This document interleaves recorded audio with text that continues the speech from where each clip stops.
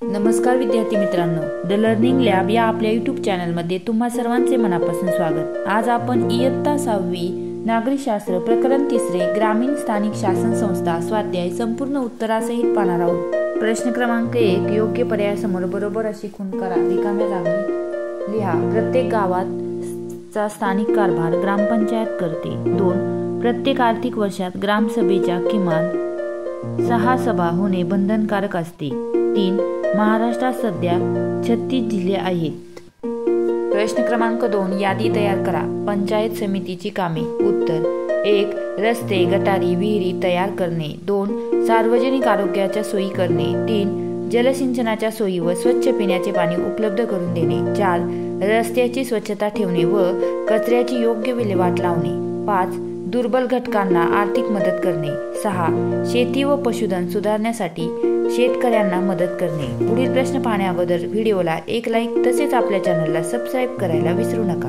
प्रश्न क्रमांक 3, तुम्हाला काय वाटते ते सांगा। 1, ग्रामपंचायत विविध कर आकारते। उत्तर: गावाच्या विकासासाठी ग्रामपंचायत अनेक योजना व उपक्रम राबविते।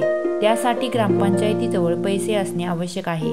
हा पैसा उभारण्यासाठी ग्रामपंचायत विविध प्रकारे कर आकारते।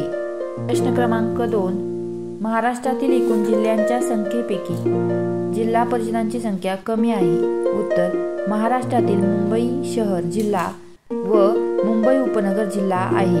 ग्रामीण लोकवस्तीचे भाग नाहीत म्हणून त्यांच्यासाठी जिल्हा परिषदच नाहीत। म्हणून महाराष्ट्रात सध्या 36 जिल्हे आहेत, परंतु जिल्हा परिषदा मात्र 34च आहेत। प्रश्न क्रमांक 4, तक्ता पूर्ण करा। येथे तुम्हाला तक्त्यामध्ये तालुक्याचे नाव, पंचायत समितीच्या सभापतीचे नाव हे सर्व विचारलेले आहे। तुम्ही तुमच्या तालुक्याची माहिती मिळवून येथे लिहू शकता। प्रश्न क्रमांक 5, थोडक्यात माहिती लिहा। 1, सरपंच। ग्रामपंचायतीत निवडून आलेल्या सदस्यांमधून सरपंचाची निवड होते। गावाच्या विकास योजना राबवण्याची संपूर्ण जबाबदारी सरपंचावर असते। ग्रामपंचायतीच्या सभा सरपंचांच्या अध्यक्षतेखाली होतात। सरपंच योग्य पद्धतीने कारभार करीत नसेल तर ग्रामपंचायतीच्या सदस्यांना त्यांच्या विरुद्ध अविश्वासाचा ठराव मांडता येतो। ग्रामसभा बोलवण्याची जबाबदारी सरपंचावरच असते। 2, मुख्य कार्यकारी अधिकारी। उत्तर: जिल्हा परिषदेच्या मुख्य कार्यकारी अधिकारी यांची नेमणूक राज्य शासनाकडून होते। जिल्हा परिषदेने घेतलेल्या निर्णय यांची प्रत्यक्ष अंमलबजावणी करण्याचे काम मुख्य कार्यकारी अधिकारी करीत असतो। जिल्ह्यातील सर्व विकास कामांना तो गती देतो। या कामावर त्याची देखरेख असते। अशा रीतीने विद्यार्थी मित्रांनो, आपला स्वाध्याय इथे संपला। धन्यवाद।